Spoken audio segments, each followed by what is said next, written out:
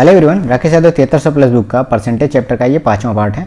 इसके पहले के पार्ट जो है 4 पार्ट आप प्लेलिस्ट में जाकर के वहाँ पे देख सकते हैं। और जो लोग नए हैं तो इस चैनल को सब्सक्राइब कर लीजिए ताकि आगे की आने वाली वीडियो के नोटिफिकेशन आपको मिलते रहे। द स्टूडेंट के टेलीग्राम ग्रुप से जुड़ना चाहते हैं तो वो भी लिंक मैंने डिस्क्रिप्शन में दिया हुआ है। और द student.study नाम से जो है इंस्टाग्राम पे भी द स्टूडेंट का प्रोफाइल है, तो वहाँ पे जाकर आप जो है द स्टूडेंट को फॉलो कर सकते हैं। सबसे पहले जो पिछली वीडियो में मैंने 106 नंबर क्वेश्चन इसको दिया हुआ था कि खुद से आप इसको सॉल्व करिएगा तो और कमेंट सेक्शन में इसका आंसर बताइएगा। तो सिर्फ एक लोगों ने जो है कमेंट सेक्शन में अपना आंसर बताया, बाकी बहुत लोगों ने कमेंट किया, लेकिन आंसर जो है एक ही लोगों ने बताया। सौरभ कुमार मंडल उनका नाम था। ठीक है, तो इसको इसमें सॉल्व करते हैं। देखते हैं क्वेश्चन क्या कह रहा है। 106 कि एक परीक्षा में जो है ए को बी से 25% अंक अधिक प्राप्त हुए हैं। फिर कह रहा है बी को जो है सी से 10% कम अंक प्राप्त हुए हैं। और कह रहा है कि सी को जो है डी से 25% अधिक अंक प्राप्त हुए। तो यदि डी को जो है 500 में से 320 अंक प्राप्त हुए हैं तो ए को कितना अंक मिला है, ये आपको ज्ञात करना है।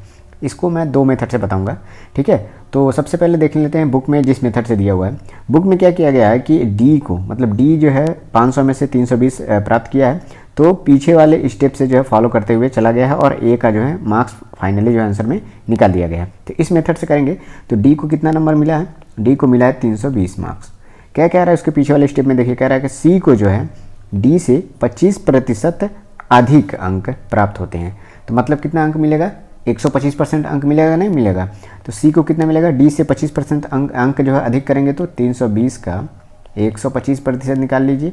ठीक है, 100 से डिवाइड कर देंगे तो ये आपका आंसर कितना आ जाएगा, 0 से 0 कट जाएगा और 16 दूना 32, 2 पचे 10। ठीक है, और ये 5 से आपका हो जाएगा 5 दूना 10, 5 पचे 25, 25 बार में और 25 गुणे 16, ये हो जाएगा आपका 400। तो ये 400 नंबर जो है सी को मिलेगा। फिर उसके बाद स्टेप में क्या कह रहा है कि सी को डी से 25% अंक मिले हैं, ये सी निकल गया। फिर कह रहा है कि बी को जो है सी से 10% कम अंक प्राप्त होते हैं। तो यहाँ से हम बी निकाल लेंगे। बी को सी से कितना % कम नंबर मिल रहा है, 10% कम। मतलब जो है सी को जो हम क्या करेंगे, बी का मान निकालेंगे तो 400 का 90% निकालेंगे, क्योंकि 10% कम अंक मिलेगा तो या तो 100 - 10 करके बटा 100 कर दीजिए या फिर 90% सीधे लिख लीजिए, 90% निकाल लीजिए। ठीक है, तो ये 0 से ये 0 से कट गया, 9 चौके 36, 360 नंबर। तो बी को मिल गया 360 नंबर। अब कह रहा है कि ए को जो है बी से 25% अधिक अंक प्राप्त हुए हैं। तो ए का जो मार्क्स कितना हो जाएगा, बी से 25% अधिक, तो 360 का 125% निकाल लीजिए। ये आपका फाइनल यही आंसर हो जाएगा जो आपका निकल जाएगा 450। ठीक है, तो ये फाइनल आंसर है। ये तो पहला मेथड था इसको करने का। दूसरा मेथड है, इसको रेशियो से भी कर सकते हैं, तो उसको भी एक बार देख लेते हैं। रेशियो मेथड से क्या हो जाएगा कि ए को बी से 25% अधिक अंक प्राप्त हुआ। ठीक है, तो ए और बी का रेशियो क्या हो जाएगा, मैं कह रहा हूँ 25% को क्या लिख सकते हैं, यहाँ पे देखिए 25% को लिख सकते हैं 1/4। मतलब जो है अगर 4 100% है तो एक उसका 25% हिस्सा है। ठीक है, तो ए बी को अगर 4 अंक मिलते हैं तो ए को कितना अंक मिलेगा, कह रहा 25% अधिक है, मतलब बी को जो है 4 अंक मिलते हैं तो ए को मिलेगा कितना, 5, क्योंकि यही 25% हिस्सा अधिक है तो एक इसमें जोड़ देंगे तो 5 हो जाएगा। ठीक है, तो ए और बी का रेशियो 5:4 आ गया। दूसरे स्टेटमेंट से बी और सी का अनुपात निकालना है। तो कह रहा है बी को जो है सी से 10% कम अंक प्राप्त होते हैं। तो बी को सी से, अगर सी को मिलता है 10 नंबर तो बी को कितना मिलेगा, 10% कम करेंगे तो सी का 10% कम करेंगे तो कितना हो जाएगा, 10 का एक नंबर जो है इसका 10% होगा, तो 10 में से 1 घट जाएगा तो 9 नंबर हो जाएगा। 10% कम है कि नहीं, देखिए बी को जो है सी से 10% कम नंबर मिल रहा है। कह रहा है कि अगले स्टेटमेंट में सी को जो है डी से 25% अधिक अंक मिलता है। जैसे पहले स्टेटमेंट था सेम वही है। सी और डी का रेशियो कितना हो जाएगा, डी को मिलेंगे अगर 4 तो सी को 25% अधिक अंक मिलना है तो हो जाएगा 5। ये तीनों का रेशियो निकल गया। अब इसमें हम क्या करेंगे कि ए बी सी और डी का जो है कंबाइंड रेशियो निकालेंगे। ठीक है, अभी मैं इसमें बता दे रहा हूँ कंबाइंड रेशियो, एक शॉर्ट वे में आप समझ जाएंगे। बाकी मैं रेशियो प्रोपोर्शन में मैं और अच्छे से बताऊंगा इसको। ठीक है, तो ए बी सी डी को निकालना है। तो पहले देखिए क्या है, ए और बी का रेशियो क्या है, 5 और 4, तो 5 और 4 यहाँ पे लिख दीजिए। दूसरे में क्या लिखा है, 9 और 10 बी और सी का रेशियो, तो 9 और 10 यहाँ पे लिख दीजिए। ठीक है, बी और सी का रेशियो लिख दिया आपने। सी और डी का रेशियो लिखा हुआ है तो 5 और 4 लिख दिया आपने। ठीक है, अब देखिए कितने खाली स्थान बच रहे हैं। यहाँ पे कोई अंक नहीं है, यहाँ पे कोई अंक नहीं है, यहाँ पे कोई अंक नहीं है। ठीक है, यहाँ पे नहीं है और यहाँ पे और यहाँ पे। ठीक है, अब इनको भरना कैसे है, देखिए यहाँ पे अगर मान लीजिए कोई अंक नहीं है तो इसके जस्ट बगल में देखिए 10 लिखा हुआ, यही 10 को हमको यहाँ पे लिख देना है। हो गया, ये भर गया। यहाँ पे कोई अंक नहीं है तो यही 4 को हमें उठा के यहाँ पे 4 लिख देना है। ठीक, अब देखिए यही 4 फिर यहाँ पे इसको हमको 4 लिख देना है। अब यहाँ पे कोई अंक नहीं है तो ये बगल सिर्फ जो है बगल का अंक आपको नज़दीक का अंक जो है उस लाइन में पूरा भर देना है। अब इसके बगल में 5 है तो 5 को यहाँ पे भर देना है, यहाँ भी 5 और यहाँ भी 5, ये पूरा अंक अब फिल हो गया। अब क्या करना है, ऊपर से नीचे जो हर एक लाइन में मल्टीप्लिकेशन कर देना है। जब आप मल्टीप्लिकेशन कर करके यहाँ पे वैल्यू लिखेंगे, ठीक है, चारों का, तो क्या होगा कि वो देखेंगे कि कटेगा किसी न किसी से, तो वो विभाजित होगा चारों के चारों। तो वो हम क्या करते हैं, पहले ही क्यों ना चेक कर लेते हैं। देखिए पहले वाले में भी 5 है तो 5 हटा दिया, दूसरे वाले में 5 है हटा दिया, तीसरे में भी 5 है हटा दिया, और इस 10 को हम काट देंगे 5 से तो 2 बार में चला जाएगा। अब देखिए अब सीधा गुणा कर लीजिए, तो पहले में 9 पचे 45 हो गया, 45 हो गया, ठीक है। दूसरे में 9 चौका 36, 36 हो गया। तीसरे में 10 चौका 40, 40 हो गया। और चौथे में 4 दूना 8 चौका 32, 32। अब यही फाइनल रेशियो हो गया आपका 45, 36, 40 और 32 का ये रेशियो हो जाएगा ए, बी, सी और डी का। अब क्या कह रहा है, डी को हमें कितना अंक मिला है, सबसे पहले देखिए डी को मिला है 320 अंक, तो डी को हमारे हिसाब से कितना मिल रहा है 32, मतलब जो है 320 लाने के लिए क्या करना होगा, इसमें हमें 10 से गुणा करना होगा। Same as it is. अब पूछा क्या है, ए को कितना मिलेगा, तो ए को मिला है हमारे हिसाब से 45, तो क्या करेंगे हम इधर भी 10 का गुणा कर देंगे और फाइनल आंसर आपका हो जाएगा 450, तो बी यहाँ पे सही जवाब हो जाएगा। इसी तरह से सी का पूछ लेता तो इसमें भी 10 का गुणा कर देते, 400 अंक मिलते। बी का पूछता तो इसमें 10 का गुणा कर देते, 360 अंक मिलता, ठीक है। इससे हम चारों का अलग अलग निकाल सकते हैं। रेशियो पहले मैंने फाइंड कर लिया और उसी रेशियो में कितना मल्टीप्लाइंग फैक्टर के साथ डी का दिया हुआ था, उसी हिसाब से ए, बी और सी का तीनों का अलग अलग हमने निकाल लिया, तो बी यहाँ पे इसका सही जवाब हो जाएगा। जब भी हर वीडियो में मैं एक क्वेश्चन देता हूं तो प्लीज़ आप लोग कमेंट सेक्शन में कमेंट करके जरूर बताया करिए कि उसका आंसर क्या है, वो वीडियो को पॉज करके जरूर उसको सॉल्व करिए।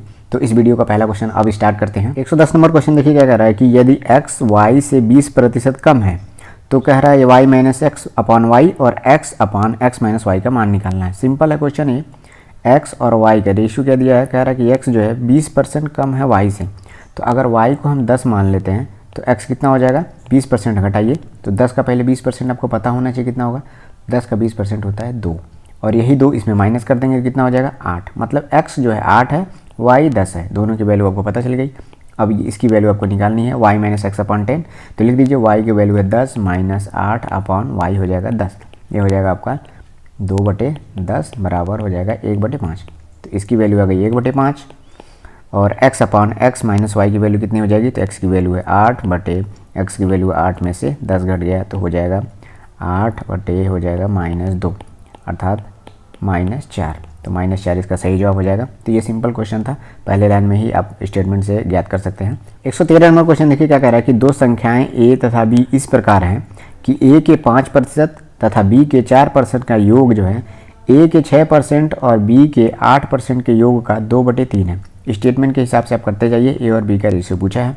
फिर देखिए कह रहा है कि ए तथा बी का इस प्रकार है कि ए का 5%, तो ए का 5% कितना हो जाएगा, ए गुणे 5/100, ठीक है। कह रहा है इसको जोड़ना है बी के 4% से, तो बी गुणे 4/100, ये हो गया पहला स्टेटमेंट। कह रहा है किसके बराबर है, ए के 6% और बी के 8% का 2/3, मतलब जो है ए का 6% ए गुणे 6/100 प्लस बी गुणे 8/100, बी के 8% के बराबर है। कह रहा है इसके 2/3 के बराबर है, मतलब 2/3 का यहाँ पे आप मल्टीप्लिकेशन कर दीजिए सिंपली। अब देखिए 100 से 100 कट गया, सभी जो है नीचे के 100 कट जाएंगे, ठीक है। तो ये हो जाएगा 5a plus 4b is equal to 6a plus 8b, और मल्टीप्लाई हो जाएगा कितने का, 2/3 का। तो 3 जो है इधर 3 का मल्टीप्लाई हो जाएगा पूरे इक्वेशन में, ठीक है। तो हो जाएगा 15a प्लस 12b बराबर हो गया आपका 2 से इधर मल्टीप्लाई हो जाएगा दोनों अंदर के इक्वेशन में, तो हो जाएगा 12a प्लस 16b, ठीक है। अब देखिए 15a जो है 12a इधर आ जाएगा, कितना हो जाएगा 15 में से घट जाएगा तो 3a बराबर हो जाएगा, ये 12b इधर चला जाएगा तो ये हो जाएगा कितना, 16 में से 12 चला जाएगा तो 4b, ठीक है। तो a अपॉन b का मान हो जाएगा कितना, 4/3, मतलब a और b का रेशियो हो जाएगा आपका 4:3, तो ये सही इसका सही जवाब हो जाएगा। तो ए यहाँ पे सही जवाब है। 3 और 4 को मत लगाइएगा, ये गलत हो जाएगा क्योंकि पूछा ए और बी का रेशियो है, तो जल्दबाजी में आप गलत ना कर दें, तो ए यहाँ पे इसका सही जवाब हो जाएगा। नेक्स्ट 114 नंबर क्वेश्चन क्या कह रहा है कि एक संख्या के x% बढ़ा दिया गया है, कह रहा है, ठीक है। कह रहा है कि आरंभिक संख्या प्राप्त करने के लिए इसे कितना प्रतिशत घटाना होगा, ये निकालना है आपको। क्वेश्चन अच्छा है, इसको पॉज करके आप खुद भी सॉल्व कर सकते हैं। कह रहा है कि एक संख्या के x% बढ़ाना है, एक संख्या को, मान लीजिए वो संख्या 100 है, तो 100 को x% बढ़ाने के लिए क्या करना होगा, सबसे पहले 100 का x% की वैल्यू निकालनी होगी। तो 100 का x% की वैल्यू 100 गुणे x बटा 100 होगा, मतलब 100 से 100 कट गया, मतलब वैल्यू हो जाएगी x। मतलब 100 का कितना भी परसेंट निकालेंगे वही वैल्यू होती है, क्योंकि 100 का अगर 10% वैल्यू निकालेंगे तो 10 होता है, 100 के 12% की वैल्यू निकालेंगे तो 12 होता है। मतलब 100 के अगर x% की वैल्यू निकालेंगे तो वो वैल्यू क्या हो जाएगी, x ही होगी। तो नई जो संख्या कितनी हो जाएगी, कह रहा है उसको बढ़ाना है तो x इसमें जोड़ देंगे ना, नई संख्या मिलेगी जो 100 + x हो जाएगी। ठीक है, 100 को x% बढ़ाने पर जो संख्या होगी 100 + x होगी। लेकिन कह रहा है कि हमको आरंभिक संख्या प्राप्त करना है, मतलब इस यहाँ से हमको रिटर्न 100 के पास आना है। तो कैसे आएंगे हम, 100 + x में से हम क्या करेंगे, 100 को घटाएंगे। 100 घटाएंगे कितना मिलेगा, मतलब x। मतलब क्या है कि जो हमें संख्या मिली है वो x ही तो ज़्यादा है। अब x को ही हमको घटाना है 100 + x में से, तभी तो हमको पहले की संख्या मिलेगी। कह रहा है कि अब घटाने के लिए कितना प्रतिशत है, ये x जो हमें मिला है वो कितना प्रतिशत है 100 + x का, यही आपको आंसर निकालना है। तो कैसे पता चलेगा, x कितना प्रतिशत है 100 + x का। ठीक है, परसेंटेज निकालने के लिए 100 से गुणा कर देंगे। सिंपली आप समझिए, कहा जाए अगर आपसे कि 60 में जो है 6 कितना परसेंट है, 60 का 6 जो है 60 का कितना परसेंट है, तो क्या करते हैं 6/60 × 100 लिख देते हैं कि नहीं लिख देते हैं। 0 से 0 कट जाता है, 6 से एक बार में कट जाता है और ये 10% आपका वैल्यू निकल के आ जाता है। यही काम करना है कि x जो है 100 + x का कितना परसेंट है, तो x ऊपर रहेगा, 100 + x नीचे रहेगा, 100 से गुणा कर देंगे तो वैल्यू कितनी हो जाएगी 100x/100 + x। इतने प्रतिशत की जो हमें क्या करनी पड़ेगी, घटोतरी करनी पड़ेगी। यही इतना परसेंट हमको घटाना पड़ेगा जो फाइनल आंसर मिला है हमको। ठीक है, पहले वाले संख्या को प्राप्त करने के लिए। ठीक, तो सही जवाब कौन सा है, सही जवाब यहाँ पे हमको लगता है बी होगा। यहाँ पे नीचे जो है 0 छूट गया। ठीक है, तो बी यहाँ पे इसका सही जवाब है 100x/100 + x%। ठीक, नेक्स्ट क्वेश्चन देखिए 118 नंबर का। यहाँ से टाइप आपका बदल जाता है। अभी तक जो हम लोग कर रहे हैं तो 2 टाइप के, टाइप ए और टाइप बी कर लिए हैं, तो टाइप सी यहाँ से स्टार्ट होता है। यहाँ देखिए क्वेश्चन का पैटर्न जो है नए टाइप का होगा। क्या कह रहा है कि चीनी के मूल्यों में जो है 20% की वृद्धि हो जाती है, तो चीनी के खपत को जो है कितना प्रतिशत कम करना होगा कि चीनी पर जो खर्च किया जा रहा है वो अपरिवर्तित रहे, मतलब वो जो एक्सपेंडिचर है वो चेंज ना हो। तो सबसे पहले इसके कॉन्सेप्ट को समझ लेते हैं। देखिए होता क्या है, प्राइस में अगर आप कंजम्पशन का मल्टीप्लिकेशन कर देंगे, ठीक है, तो वो एक्सपेंडिचर आपका निकल के आ जाएगा। मतलब क्या है, प्राइस मतलब मूल्य में अगर हम खपत का गुणा कर दें तो वो आपका टोटल खर्च निकल के आ जाएगा। जैसे मैं एक एग्जांपल देता हूँ, जैसे मान लीजिए 1 किलो चीनी का मूल्य जो है 20 रुपये है। ठीक है, अगर आप 2 kg जो है ख़रीदते हैं, खपत करते हैं, तो कुल खर्च कितना हो जाएगा, 40 रुपये का आपका खर्च हो जाएगा। ये जो है इसी कॉन्सेप्ट पे हम इसको सॉल्व करेंगे। तो देखिए क्वेश्चन में क्या रहा है कि चीनी के मूल्य में हमको 20% की वृद्धि की जाती है। तो सबसे पहले 20% को आप भिन्न में बदलना चाहें तो क्या लिख सकते हैं, 20% को लिख सकते हैं 1/5। अब 1/5 कैसा है मैं पहले वीडियो से बताता आ रहा हूँ। 20% को क्या करेंगे आप 20% की जगह पे 1/100 लिख देंगे और 20 एक कम 20/5 100 हो जाएगा, तो 1/5 ही हो जाएगा। ठीक है, तो देखिए 20% का कहने का मतलब है उसको 1/5 कर दिया, मतलब 5 अगर 100% है तो उसका 20% हिस्सा क्या होगा, 1 होगा। ठीक, तो कह रहा है कि किसी चीनी के मूल्य में जो है क्या करते हैं, चीनी के मूल्य में 20% की वृद्धि की जाती है। मतलब पहले अगर मूल्य उसका 5 रुपये हो, मतलब पहले अगर मूल्य 5 रुपये हो तो 20% उसके बढ़ा देंगे तो बाद में मूल्य कितना हो जाएगा, 6 रुपये हो जाएगा। ठीक, अब देखिए खपत हमें कितना लेना है ये आपको मैं बता देता हूँ। खर्च कह रहा है कि क्वेश्चन में ताकि चीनी के खर्च में अपरिवर्तन है, मतलब खर्च जो हमारा हो वो भी पहले जितना खर्च हो रहा हो बाद में भी वही खर्च हो रहा हो। तो यहाँ पे किस वैल्यू को हम एक एज्यूम करेंगे जो खर्च सेम रखें और क्वेश्चन भी हमारा आसानी से हो जाए। तो 5 और 6 को ऐसी संख्या लेंगे जो 5 और 6 से विभाजित हो जाए। मतलब क्या है, 5 और 6 का एलसीएम ले लेंगे, सीधी सी बात है।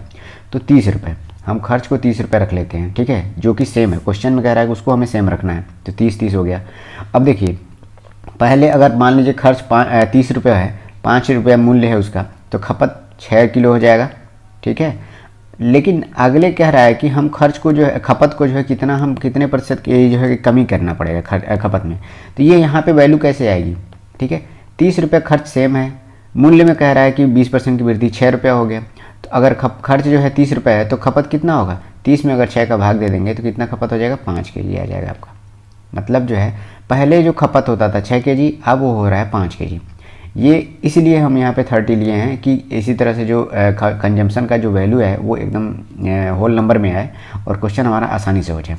कहने का जो है शॉर्टकट क्या होता है कि 5 को लोग यहाँ पे लिख देते हैं और 6 को यहाँ पे लिख देते हैं और वो क्वेश्चन उसी तरह से हो जाता है। लेकिन इसके पीछे का जो कॉन्सेप्ट है वो मैं यहाँ पे आपको समझा रहा हूँ। ठीक, अब देखिए क्या है, ₹5 था, 6 रुपये हो गया। 6 केजी कंजम्पशन था, 5 केजी हो गया। मतलब कितना घट गया? 1 केजी जो है उसका खपत घट गया। कह क्या रहा है? कितना प्रतिशत की कमी हो जा रही है। अब मान लीजिए 6 केजी पहले था, 1 केजी घट गया, तो कितना प्रतिशत हो गया? 1 केजी घटा है 6 केजी के ऊपर, तो परसेंटेज में बदलेंगे तो 100 से गुणा कर देंगे, तो आपका कितना हो जाएगा? 2 3 6 और ये 50, और आंसर आपका हो जाएगा 16 सही 2/3%। ये आपका आंसर हो जाएगा सी, यहाँ पे इसका सही जवाब है। अब इसका लोग जो शॉर्टकट मेथड क्या निकालते हैं, इसका शॉर्टकट मेथड ये होता है कि देखिए, अगर आपको एक्सपेंडिचर खर्च जो है सेम रखना है, तो इसका डायरेक्ट मेथड क्या है? चीनी के मूल्य में अगर हम वृद्धि कर रहे हैं, एक्सपेंडिचर को हमें सेम रखना है, तो इसका डायरेक्ट फार्मूला क्या होता है, ये भी लिख लीजिए। डायरेक्ट जो फार्मूला होता है, वो जो खपत में जो चेंज आएगा, परसेंटेज जो चेंज है वो आपका निकल के आ जाएगा R/100 + R × 100, इतना प्रतिशत, ठीक है, इतना परसेंट आपका सही आंसर हो जाएगा। तो इसमें वैल्यू आप रख के देख सकते हैं। अगर R की जगह पे 20 रख के देखिए तो कैसे आंसर आएगा, तो 20/100 + 20 × 100, ये हो जाएगा 20/120 × 100। 0 से 0 कट गया, 2 6 12 हो गया आपका, 2 हम 20, 100/6 हो गया, जो कि आपका हो जाएगा 16 सही 2/3%। तो इस फॉर्मूले पे लगा सकते हैं, लेकिन कॉन्सेप्ट मैं इसके पहले आपको मैंने बता दिया कि यही मेन इसका कॉन्सेप्ट है, इसी पर जो है ये क्वेश्चन होता है।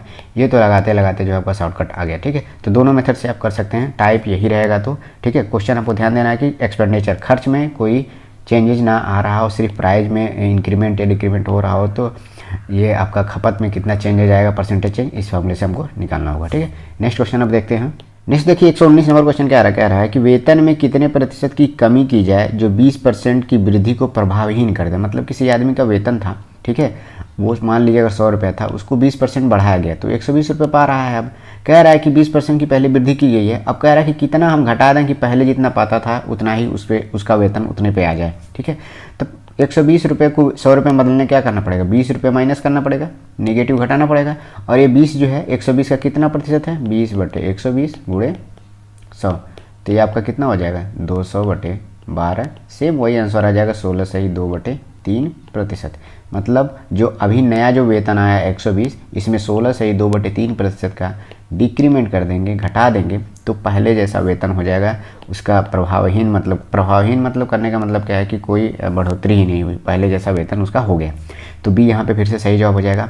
पिछले वाले फॉर्मूले पे भी आप लगाना चाहें तो लगा सकते हैं, R/100 + R × 100, ये इतना परसेंट इसका सही जवाब हो जाएगा। करके देखिएगा, हो जाएगा आपका आंसर ये। नेक्स्ट क्वेश्चन देखिए 120 नंबर क्वेश्चन क्या कह रहा है कि यदि भोजन के मूल्य में 10% की वृद्धि की जाती है तो एक व्यक्ति अपनी खपत में जो है कितने प्रतिशत की कटौती कर दे कि खर्च न बढ़े। खर्च यहाँ पे भी सेम है, खपत में कह रहा है कितने % की कटौती करना, मतलब घटेगा कितना उसका एक्सपेंडिचर कंजप्शन की, और मूल्य में 10% की वृद्धि है। तो आप चाहे तो R/100 + R × 100 के फॉर्मूले से लगाकर इतना परसेंट का डिक्रीमेंट करा सकते हैं। इसके पीछे का कॉन्सेप्ट मैं फिर से बता दे रहा हूँ, क्या होता है? प्राइस × कंजम्पशन = एक्सपेंडिचर, ठीक है। 10% को क्या लिख सकते हैं? 1/10, ठीक है। तो पहले क्या था? प्राइस 10 था, अब 11 हो गया, तो एक्सपेंडिचर 10 और 11 का एलसीएम लेके 110 कर देंगे। तो 110 एक्सपेंडिचर सेम रखना है हमको, तो कंजप्शन में क्या चेंज आएगा? इसको 11 यहाँ पे लिख देंगे, इसको 10 यहाँ पे लिख देंगे, क्योंकि 10 में 11 का मल्टीप्लाई करेंगे तभी तो 110 आएगा, और 11 में 10 का मल्टीप्लाई करेंगे तब 110 आएगा। ये वैल्यू नहीं पता है 10 दूसरे लाइन में, तो करना क्या है? 11 से 110 में भाग देना है, तो वही 10 वैल्यू आ जाएगी। और 11 से जब 10 हो जाएगा कितना चेंज जा रहा है? 1 का डिक्रीमेंट हो रहा है, 1/11 × 100, ये परसेंटेज आपका आंसर आ जाएगा। तो आपका कितना आंसर हो जाएगा? 11 9 9 सही 1/11%, ये आपका सही जवाब हो जाएगा। ये यहाँ पे इसका सही आंसर है। आप पहले वाले फॉर्मूले से भी लगा सकते हैं। नेक्स्ट क्वेश्चन देखिए 121 नंबर क्या कह रहा है कि किसी वस्तु के मूल्य में जो है 10% की कमी आ जाती है। कह रहा है कि पहले के मूल्य को बनाए रखने के लिए नए मूल्य में जो है कितने प्रतिशत की वृद्धि करनी होगी। कोई वस्तु है 100 रुपये का है, ठीक है, उसके मूल्य में 10% की कमी आ जाएगी। अगर 10% इसका घटाएंगे तो कितना वैल्यू बच जाएगी? 90 रुपया ही तो रह जाएगा। 100 का 10% की वैल्यू 10 ही होता है, तो 90 रुपया अब नया वैल्यू हो गया, नया उसका मूल्य हो गया। कह रहा है कि हमको क्या करना है कि नए मूल्य में कितने प्रतिशत की वृद्धि करें कि वो पहले जैसा मूल्य उसका हो जाए, 100 रुपये हो जाए। तो 90 को 100 बनाने के लिए क्या करना पड़ेगा? 10 रुपये इसमें ऐड करना होगा, ठीक है। अब ये 10 रुपया 90 का कितना प्रतिशत है ये निकालना है, तो 10/90 × 100, ये तो सिंपल कॉन्सेप्ट पे है, आपका हो जाएगा 100/9। और ये हो जाएगी 11 सही 1/9%। ये भी इसका सही जवाब हो जाएगा आपका डी, यहाँ पे इसका सही जवाब हो जाएगा। ठीक है, नेक्स्ट क्वेश्चन देखिए 123 नंबर का। इसको दो मेथड से भी कर सकते हैं, इसका शॉर्टकट भी मैं बताऊंगा अभी। कह रहा है कि एक व्यक्ति का जो वेतन है पहले 20% बढ़ा दिया जाता है, फिर कह रहा है कि 20% बाद में जो है फिर उसको घटा दिया जाता है। कह रहा है कि उसके वेतन में जो है कितने प्रतिशत का परिवर्तन आएगा, मतलब फाइनली उसका कितना परसेंटेज चेंज आएगा, ये आपको निकालना है। सबसे पहले देखिए सिंपल मेथड से क्या करना है आपको, 100 रुपये उसका वेतन था, 20% बढ़ाएंगे तो 120 हो जाएगा। ठीक है, फिर कह रहा है कि 20% अब घटा दिया जाता है, 120 रुपये अब इसका वेतन हो गया। कह रहे हैं इसको 20% जो है क्या करिए, इसको घटा दीजिए। अभी 20% घटाना कैसे है, देखिए किसी भी वैल्यू का मैंने आपको पहले ही बताया हुआ है, इसका 120 का 10% की वैल्यू क्या होगी, एक जीरो राइट साइड से वो हट जाएगा। जैसे मान लीजिए अगर मैं कहता हूँ 400 का 10% क्या होगा, तो देखिए 400 को इस तरह से लिख सकते हैं, ये पॉइंट एक अंक जो है लेफ्ट साइड की तरफ खसक जाता है, तो मतलब इस जीरो की वैल्यू हट जाती है, तो ये 10% की वैल्यू हो गई। 1% की वैल्यू निकालना हो तो एक पॉइंट और घसका देंगे, तो वो 4 जो होगा उसका 1% की वैल्यू होगा। इसी तरह से 10% की वैल्यू 120 में क्या हो जाएगी, 12 हो जाएगी, 12 रुपये। तो 20% की वैल्यू कितनी हो जाएगी, 12 गुने 2 का गुणा कर दीजिए तो 24 हो जाएगा। जैसे 10 में 10% जो है उसको 20% बनाने के लिए 2 का गुणा करते हैं तो 20% हो जाता है ना। तो इसी तरह से 10% की वैल्यू अगर 12 रुपये है तो 20% की वैल्यू 24 रुपये हो जाएगी। तो क्या करेंगे आप, कह रहा है कि 20% घटाना है, तो 120 में 24 आप घटा दीजिए, तो 24 घटाएंगे तो आपका 96 आ जाएगा, 96। अब कह रहा है कि पहले एक्चुअल में उसका वेतन था 100 रुपये और फाइनल में उसका वेतन 96 रुपये हो गया, तो कितना रुपये की कमी आ गई, 4 रुपये कम हो गया उसका। अब ये 4 रुपये कितना परसेंट का डिक्रीमेंट हुआ, एकदम इनिशियल वाले सैलरी से, तो 100 वाले में से 4 रुपये जब घटेगा तो वो कितना परसेंट का, सॉरी 4 रुपये जो है कितना परसेंट है, तो 4% ही तो वैल्यू हुआ। 100 रुपये में 4 रुपये जो है 4% की वैल्यू के बराबर है। सिंपल है क्वेश्चन, 4% जो है वो घट गया, डिक्रीज हो गया, तो ये यहाँ पे इसका सही जवाब है। अब देखिए इसको जो है हम शॉर्टकट मेथड से कैसे करेंगे। देखिए इसका जो शॉर्टकट बनता कैसे, आपको इसको ध्यान देना होगा कि कोई भी शॉर्टकट जो होता है वो एक पर्टिकुलर पैटर्न पे ही काम करता है। आपको पैटर्न सबसे पहले ध्यान रखना होगा। क्वेश्चन में का ये पैटर्न ये है कि किसी भी वैल्यू को x% बढ़ाते हैं, ठीक है, x% बढ़ा दिया, फिर उसके बढ़ने के बाद जो क्या करते हैं, x% जो बढ़ा हुआ वैल्यू है उसमें x% का डिक्रीमेंट करते हैं, अर्थात घटा देते हैं। तो x% बढ़ा हो और x% घटा हो तो फाइनल जो परसेंटेज चेंज आएगा, परसेंटेज जो चेंज आएगा वो आएगा x²/100%। ये इसकी वैल्यू हो जाएगी, इतने परसेंट का चेंज आएगा। अब इसको करके देख लेते हैं एक बार। 20% पहले बढ़ाओ, ध्यान देने वाली आपको बात बता दे रहा हूँ, पहले जो बढ़ा होगा, ठीक है, वो पहले होना चाहिए। 20% पहले बढ़ाया जा रहा है फिर घटाया जा रहा है, ऐसा नहीं घटाया गया फिर बढ़ाया गया, ऐसे करेंगे तो ये ट्रिक इस पर काम ना करे। तो 20 का स्क्वायर कर देंगे बटा 100, ठीक, ये हो गया परसेंटेज, इतना परसेंट का चेंज आएगा। अब 20 स्क्वायर का क्या हो जाएगा, 400/100, ठीक है, डबल जीरो से कट जाएगा, मतलब 4% का डिक्रीमेंट, घटा हुआ वैल्यू आएगा, मतलब ये घटा होगा, घट जाएगा। सेम x% वैल्यू बढ़ी हो x% घटी हो तब हमेशा वो वैल्यू घटेगी ही घटेगी। आप देख लीजिएगा, मैं कहता हूँ जैसे एक सिंपल फॉर्मूले से देख लीजिए आप, अगर मैं कहता हूँ 30% बढ़ा दिया जाता है, ठीक है, और 30% घटा दिया जाता है, तो देखिए वैल्यू जाहिर सी बात है एक्चुअल वैल्यू से तो घटी ही मिलेगी। 100 रुपये अगर वैल्यू हो, 30% बढ़ाएंगे तो 130 रुपये हो जाएगा।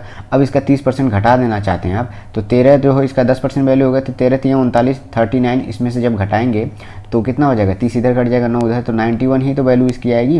अब 91 तो एक्चुअल वैल्यू से घटी ही होगी ना, तो ये हमेशा जो परसेंटेज चेंज आएगा वो डिक्रीमेंट में आएगा। तो इंक्रीज वाली सारी वैल्यू तो सबसे पहले आपको घटा दे, मतलब काट देना है ऑप्शन में से, मतलब बी और डी तो किसी भी हालत में सही नहीं होने हैं, इंक्रीज वाली वैल्यू।